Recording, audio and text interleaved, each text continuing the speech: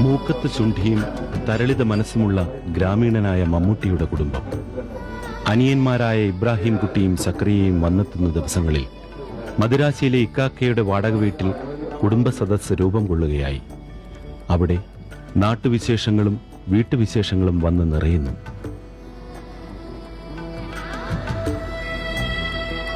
ഭാര്യയായ സുലുവിനും മക്കളായ സുറുമിക്കും ചാലുവിനും അത് ആഹ്ലാദത്തിന്റെ നിമിഷങ്ങളാണ്.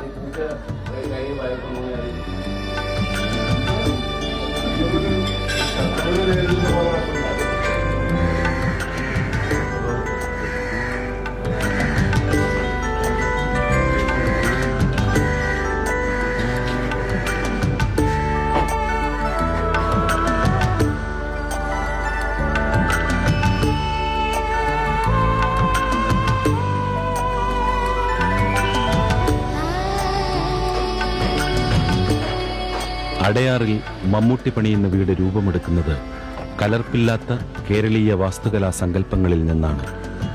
കലാകാരനായ മമ്മൂട്ടിയുടെ മനസ്സിൽ സൂക്ഷിച്ചിരിക്കുന്ന സൗന്ദര്യ സങ്കല്പങ്ങളെല്ലാം സാക്ഷാത്കരിക്കുകയാണിവിടെ.